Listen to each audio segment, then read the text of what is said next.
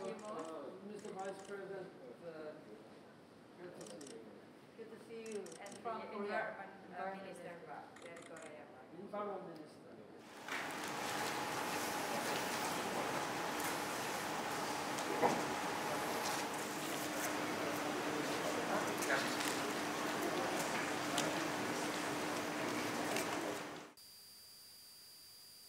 Assalamualaikum warahmatullahi wabarakatuh. Salam sejahtera untuk kita semua. Bismillahirrahmanirrahim. Yang saya hormati Sekretaris Jenderal PBB ke-8 Yang Mulia Mr. Ban Ki-moon, para Menteri Kabinet Indonesia Maju, Menteri Lingkungan Hidup Korea Selatan, para Menteri dari kawasan Asia yang hadir secara daring, Presiden Asia Water Council, Wakil Gubernur Nusa Tenggara Timur, perwakilan organisasi internasional, bertamu dan hadirin yang berbahagia. Puji dan syukur kita panjatkan kehadirat Allah Subhanahu wa Ta'ala, Tuhan yang Maha Esa, karena atas limpahan rahmat, nikmat dan karunia-Nya kita dapat bertemu pada acara Asia International Water Week kedua dengan bertema Sustainable, Clean and Sufficient Water for All. Hadirin yang berbahagia, air merupakan sumber daya alam yang sangat mendasar untuk menopang kehidupan manusia, an essential element of life. Air juga merupakan sumber daya penentu tercapainya pembangunan ekonomi dan sosial yang berkelanjutan.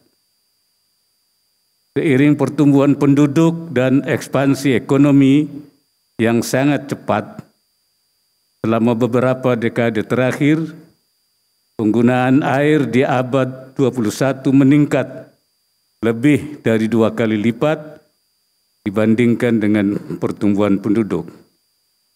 Akibatnya terjadi kesenjangan antara ketersediaan air dan kebutuhan air.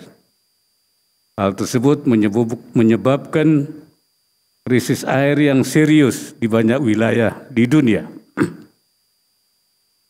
Sekalipun 71% bumi tertutup oleh air, hanya sekitar 13% air tawar yang dapat dimanfaatkan untuk memenuhi kebutuhan air bagi lebih dari 7 miliar manusia. Sekitar 2/3 dan dari jumlah penduduk, jumlah populasi dunia mengalami kelangkaan air yang parah, setidaknya dalam 1 bulan setiap tahun. Selain itu, lebih dari 2 miliar orang hidup di negara yang persediaan airnya tidak mencukupi. Diperkirakan di tahun 2025, setengah dari populasi dunia akan mengalami kelangkaan air atau water scarcity. Di tahun 2030, sekitar 700 orang dapat mengungsi karena kelangkaan air lebih lanjut. UNICEF menyebut pada tahun 2040, kira-kira 1 dari 4 anak di seluruh dunia akan tinggal di daerah yang tingkat kesulitan mendapatkan airnya sangat tinggi. Sebagai rumah bagi 60% populasi dunia, kawasan Asia Pasifik hanya memiliki 36% sumber daya air dunia, sehingga ketersediaan air per kapitanya terendah di dunia. Masalah tersebut diperburuk dengan tingkat pencemaran air yang tinggi, dengan lebih dari 80% air limbah yang dihasilkan di negara-negara berkembang di kawasan tidak diolah. Hal krusial lain adalah pengambilan air tawar yang tidak berkelanjutan, melebihi setengah dari total kesediaan air. Sementara penelitian menunjukkan bahwa penggunaan air tanah akan meningkat 30% pada tahun 2050. Hadirin yang saya hormati, di antara sekian banyak pembahasan tentang air, pada kesempatan kali ini saya akan menggarisbawahi salah satu isu yang mengemuka dan membutuhkan perhatian di tingkat internasional, yaitu ketersediaan air bersih.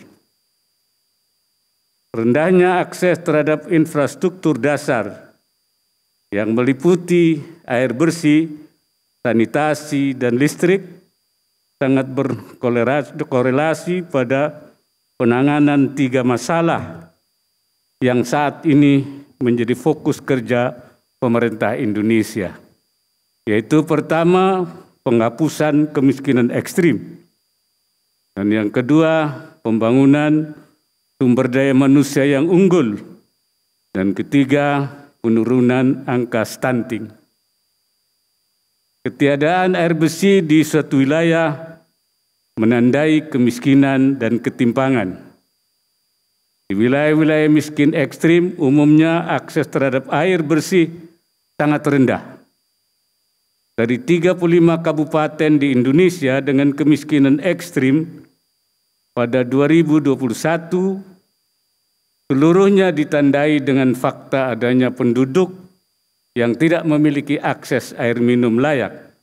Angkanya berkisar antara 4,48% sampai dengan 97,21%. Akses terhadap air bersih serta sanitasi yang layak juga menjadi faktor kunci penentu kualitas kesehatan seseorang. Kesehatan prima dan pendidikan berkualitas adalah prasyarat utama sumber daya manusia unggul yang saat ini juga menjadi prioritas pemerintah Indonesia. Selain itu, upaya penurunan prevalensi stunting juga sangat terkait dengan ketersediaannya sanitasi dan air bersih yang memadai. Air bersih dan sanitasi yang baik mengurangi banyak penyakit bagi ibu hamil, bayi, dan balita. Ketiadaan sanitasi air bersih mengakibatkan bayi rentan terhadap berbagai penyakit. Padahal 1000 hari pertama kehidupan sangat menentukan kualitas fase-fase kehidupan berikutnya. Penyediaan air bersih menjadi salah satu intervensi yang dapat berkontribusi sebesar 70% terhadap pencegahan stunting. Selain terkait juga 3 permasalahan tersebut, pandemi COVID-19 berdampak pula terhadap meningkatnya kebutuhan air bersih.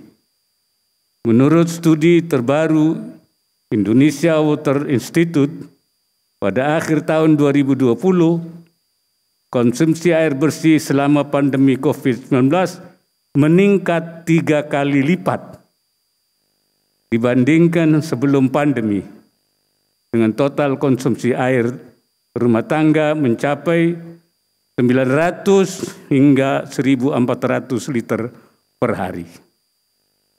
Pertama yang saya muliakan, kompleksnya pengelolaan sumber daya air memerlukan berbagai pendekatan dan kebijakan yang melibatkan multisektoral dan instansi, alokasi dana nasional, dan pengambilan keputusan kolektif.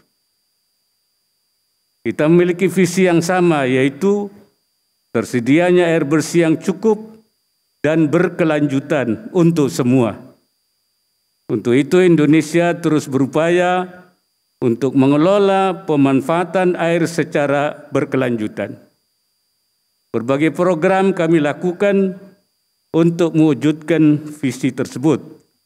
Antara lain membangun 61 bendungan selama periode 2015 hingga 2025 untuk mengoptimalkan pemanfaatan air.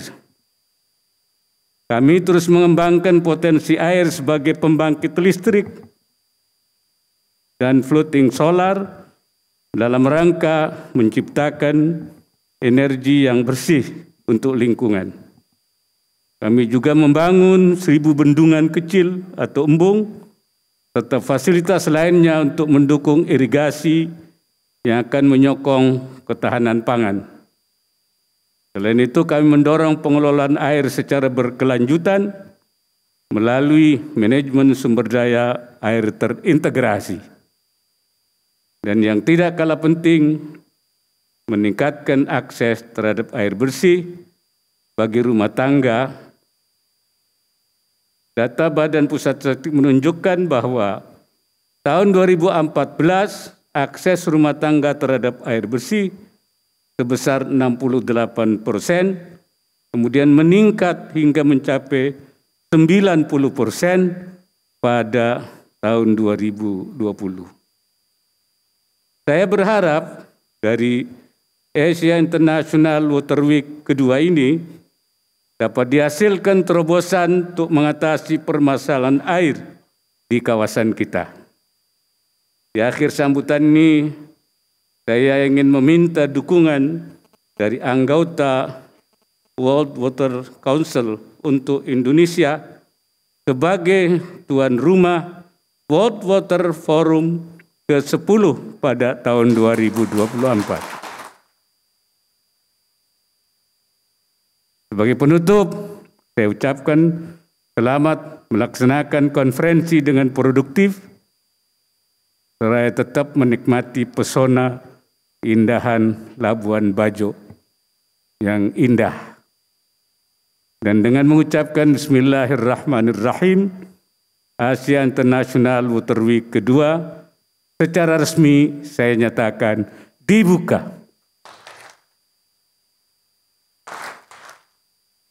Semoga Allah Subhanahu wa Ta'ala memberikan inayahnya dan meridai segala ikhtiar yang kita lakukan. Terima kasih. Assalamualaikum warahmatullahi wabarakatuh.